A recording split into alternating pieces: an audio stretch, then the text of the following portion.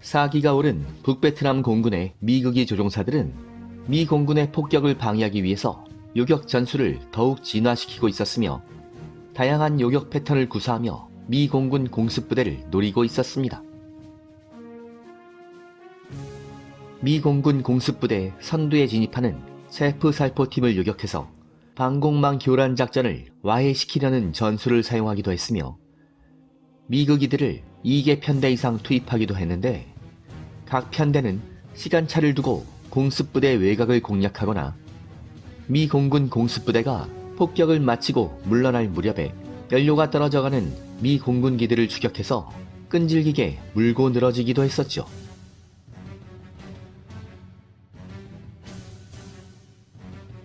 이런 요격 전술이 상당한 성과를 올리고 있었지만 북베트남 공군의 미그 조종사들도 딜레마에 빠진 상태였습니다.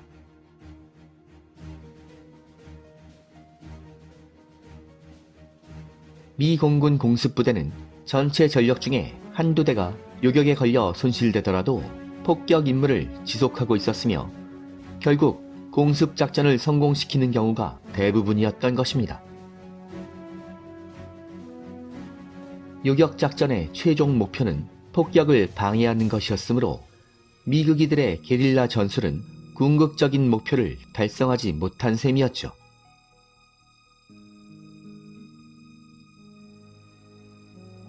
(1968년까지의) 롤링 썬더 기간에는 미 공군의 공습부대 구성이 전혀 달랐었는데 폭탄을 가득 싣고 날아가는 썬더치프 전폭기들이 공습작전의 중핵이었으며 이들의 외곽에 미그 캡을 수행하는 팬텀 편대가 배치되는 방식이었죠. 따라서 미그 조종사들은 외곽에 포진한 팬텀을 따돌린 후에 폭탄을 장착한 썬더치프를 노리는 작전으로 미 공군의 공습작전을 방해할 수 있었습니다.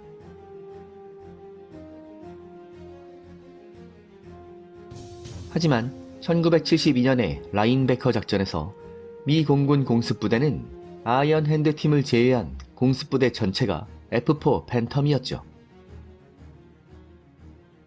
이것은 멀티롤 파이터 팬텀의 장점을 살린 편성으로 미그 21 조종사들이 공습부대 본대에 접근한다고 해도 폭격 임무를 맡은 기체들을 식별하기 어려웠던 것입니다. 게다가 근접 호위를 맡고 있던 팬텀 전투기들도 강력한 공대공 무장을 장착하고 있어서 미그 조종사들이 미 공군 공습부대 안쪽으로 깊숙하게 침투하는 것은 너무나 위험한 것이었죠. 이러다 보니 미국이들은 아톨 미사일의 최대 사거리에 접근하면 즉시 트리거를 당기고 이탈해야 생존 가능성을 높일 수 있었는데 이러다 보니 미 공군 공습부대의 중심에 위치한 LGB 폭격기 편대는 대부분의 경우에 무사했던 것입니다.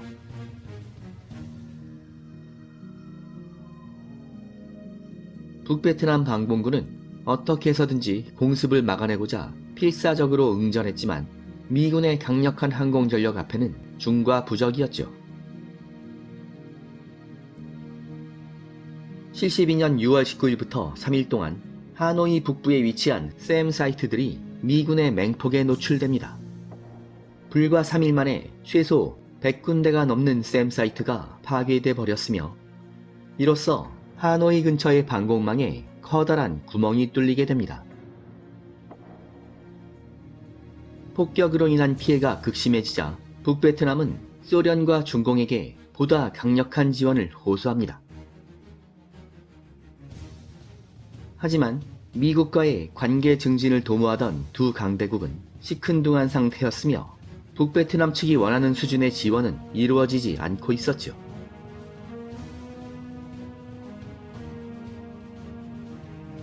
라인베커 작전은 북베트남군의 전면적인 남침을 응징하기 위한 항공작전이라는 명분이 있었으며 남측에 군대를 침투시키고 평화협상을 거부하고 있었던 것은 북베트남 측이었으므로 소련과 중공 역시 미국을 강력하게 비난할 수가 없었던 것입니다. 실제로 라인베커 초기부터 하이퐁 항구를 기뢰로 봉쇄하는 작전이 본격적으로 실시된 후에도 소련은 미국에 항의하지 않고 수송선단 파견을 중지시킵니다. 사실 소련은 이 무렵부터 베트남 전선보다는 동서냉전의 새로운 전장으로 급부상하고 있었던 중동 지역에 관심이 많았으며 이집트와 시리아의 군사력을 재건하는 데 자원을 집중하기로 결정한 상태였습니다.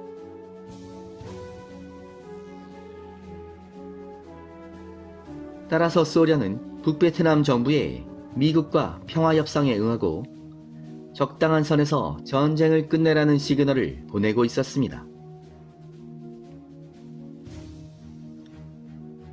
이런 상황이 되자 북베트남 공군은 항공기 연료와 부품 부족에 시달리게 되었으며 요격작전을 지속할 수 있는 동력이 모자라게 되었죠.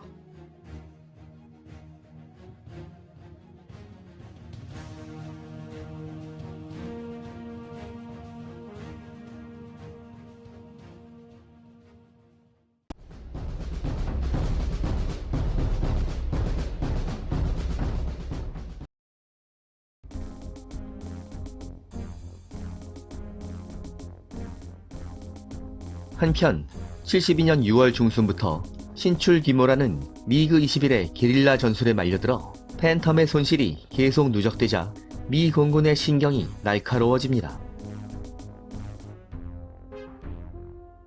대부분의 경우에 아군기 손실이 발생하더라도 공습작전은 계속되었으며 목표 타격에 성공하기는 했지만 미그기들이 나타날 때마다 속수무책으로 당하다 보니 조종사들의 사기가 크게 떨어진 것입니다.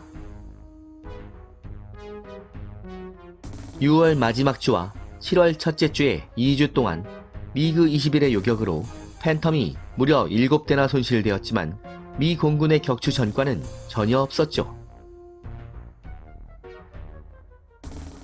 이러다 보니 라인베커 작전이 시작된 후에 미 공군의 누적 격추 교환비는 1대1로 떨어져 버렸으며 미 공군의 자존심도 함께 추락한 것입니다.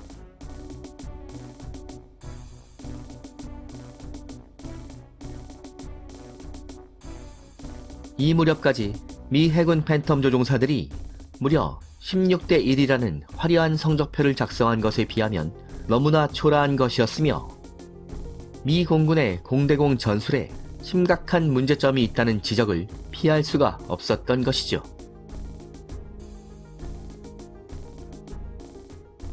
사태의 심각성을 인지한 미 공군 사령부는 미그 감시망을 보강하기로 결정했는데 라오스 상공에 전개하는 EC-121 레이더 감시기들을 2배로 증강했으며 tonkin만에 전개한 미 해군의 레이더 순양함들에게 지원을 요청합니다.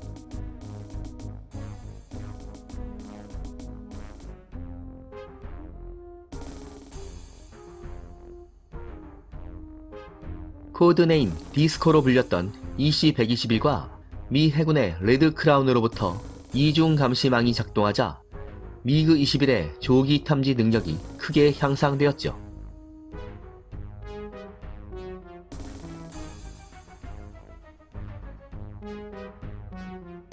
그런데 미 공군의 디스코는 통신기기의 성능 저하로 인해서 아군기를 관제하는 능력이 레드 크라운에 비해 떨어졌으며 디스코와 레드 크라운 모두 초저공으로 비행하는 미그기들을 탐지하는 데는 어려움을 겪고 있었습니다.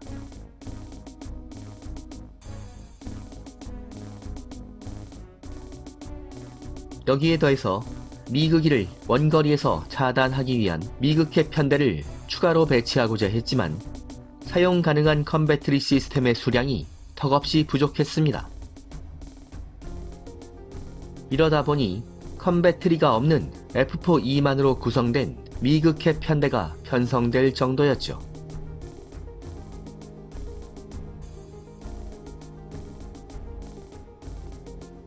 이런저런 어려움이 있었지만 미 공군의 긴급 조치들은 어느 정도의 성과를 얻게 됩니다. 디스코와 레드 크라운이 미그 21의 기습 공격을 사전에 발견하고 미그캡 편대를 유도해서 차단에 성공하는 경우가 늘어난 것입니다. 7월 둘째 주부터 미그 캡 편대의 미그 격추 전과가 상승하기 시작합니다.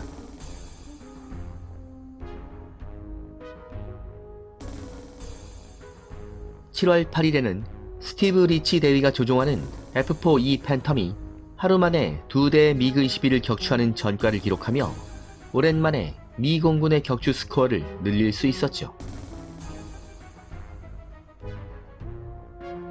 7월 한 달 동안 미 공군의 팬텀은 미그 21 5대를 격추했으며 팬텀의 손실은 3대로서 격추 교환비에서 미 공군기들이 약간의 우위를 회복하기 시작합니다. 모든 격추 전과는 디스코와 레드 크라운의 레이더 관제하에 컴배트리 시스템을 사용해서 미그기를 원거리 식별에 성공한 경우였죠. 하지만 미그 캡 편대가 미그를 격추하거나 쫓아버릴 수 있는 확률은 50% 정도였으며 아직은 미그기들이 메인 공습부대를 위협할 확률 역시 50% 정도였습니다.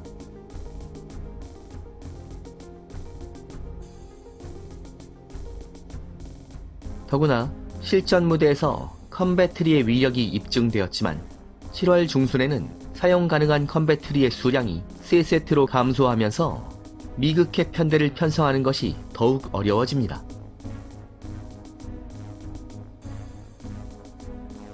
미 공군은 6월 말부터 컴배트리의 긴급 증산을 요청했지만 7월 말이 돼서야 20세트의 컴배트리가 베트남 전선에 도착했으며 간신히 숨통이 트일 수 있었죠.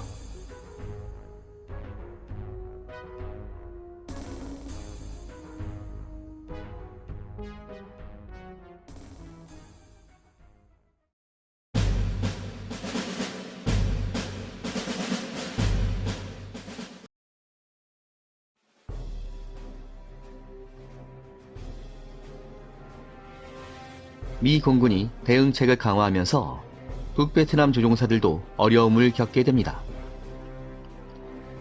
가장 큰 문제점은 베테랑 조종사들이 부족하다는 점이었죠.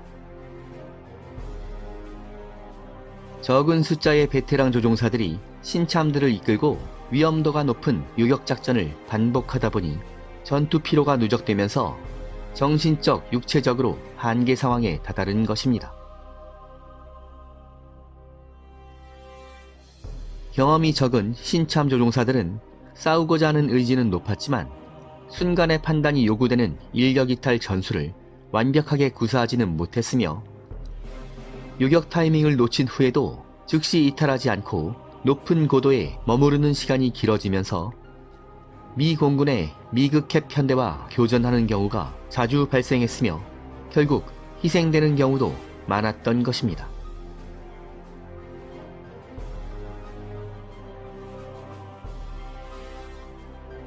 이 무렵 북베트남 공군 측은 아직 컴배트리의 실체를 모르고 있었지만 원거리에서 발사된 스페로에 맞아 격추돼버리는 경우가 자주 발생하자 무언가 잘못되었다는 점을 느끼고 있었습니다. 상황이 심각해지자 소련의 군사 고문단은 미군이 미그 21의 피하 식별 신호를 탐지하고 있을 것이라는 가능성을 제기했으며 요격 작전 시에 IFF를 꺼버리라는 제안을 합니다. 하지만 IFF를 꺼버린다면 미그 조종사들이 레이더 관제를 받지 못하고 상공에 고립될 가능성이 있었으며 이렇게 되면 더 위험한 상황이 발생할 것이라고 예측한 북베트남 공군은 이 제안을 실행하지 못하고 있었습니다.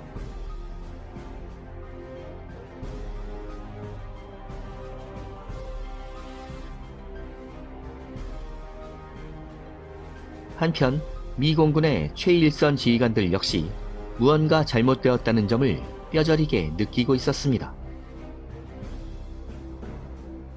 2개월 동안 벌어진 공중전을 분석한 결과 미 공군의 팬텀 조종사들에게 치명적인 문제점이 있다는 것이 밝혀진 것입니다. 실전 부대에 배치된 팬텀 조종사들은 대부분의 경우에 공중전 훈련을 받은 적이 거의 없었으며 이러다 보니 미그기들이 갑자기 나타나는 경우에 어떻게 대항하는지를 모르는 상황에서 우왕좌왕하고 있었던 것입니다.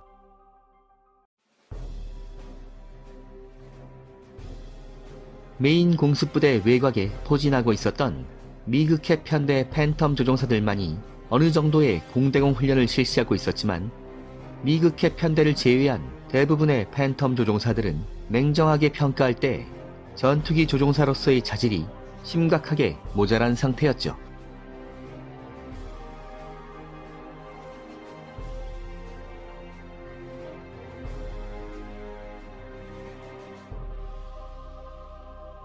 미 공군은 롤링 썬더 당시부터 베트남 전선에서 1년을 복무하거나 100회 출격을 마치고 나면 타 지역으로 전출을 허용하고 있었는데, 그러다 보니 3년 6개월의 북폭 휴식기 동안 실전을 경험한 베테랑들의 대부분이 사라진 상태였죠. 결국 미 공군은 베트남 전선에 배치할 조종사 자원이 부족해졌으며 전투기 조종사로서의 능력이 모자라는 인적 자원들이 팬텀에 탑승하고 실전에 투입되고 있었죠. 수송기나 폭격기, 정찰기 등을 조종하던 조종사들이 간단한 기종 전환 훈련을 받은 후에 팬텀에 탑승하고 있었는데, 이런 조종사들이 가장 위험한 최전선인 북베트남의 하늘로 팬텀을 몰고 날아가려면 최소한 6개월의 집중적인 훈련 기간이 필요했지만, 대부분은 3개월 미만의 훈련 기간을 수료한 상태로 실전 부대에 배치되고 있었습니다. 더구나 이 무렵의 미 공군은 조종사들의 원거리 타격 능력을 가장 중요한 능력으로 평가했으므로 훈련 시간의 대부분은 공대지 임무로 편성되었으며 공대공 전투 훈련은 거의 사라져버렸죠.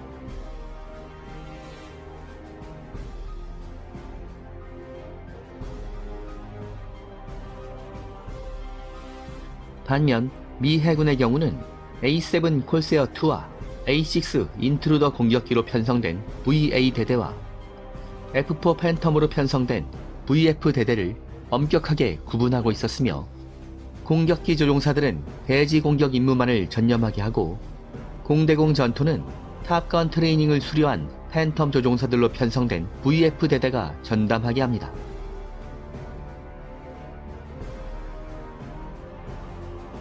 미 해군의 기종 전환 과정은 공군에 비해서 엄격한 기준이 있었는데, 만약 공격기 조종사가 팬텀에 탑승하기 위해서는 6개월 이상의 기종 전환 훈련과 함께 9주간의 탑건 트레이닝을 마쳐야 했었죠.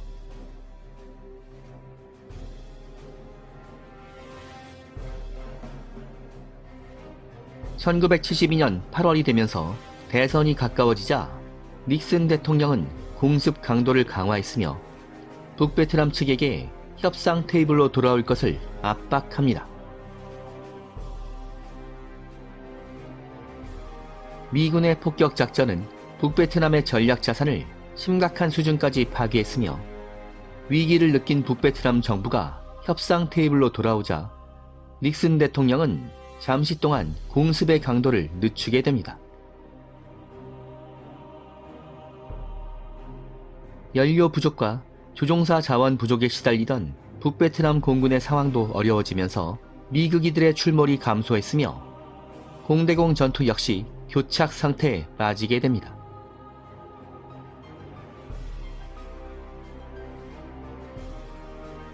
그런데 이런 유리한 상황 속에서도 8월 한 달 동안의 공중전 결과는 격추 교환비 4대4로서 미 공군 사령부로서는 여전히 받아들일 수가 없는 형편없는 성적표였죠.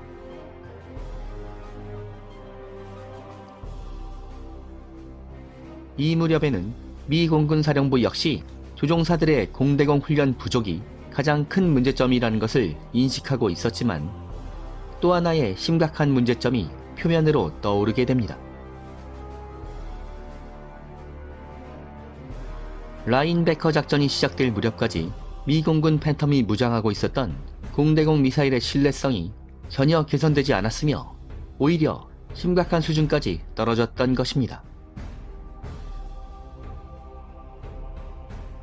도대체 미 공군의 미사일들에게는 어떤 문제점이 있었을까요? 베트남 항공전은 다음 회로 이어집니다. 여기는 밀리터리 항공의 잡학 채널 불타는 하늘입니다.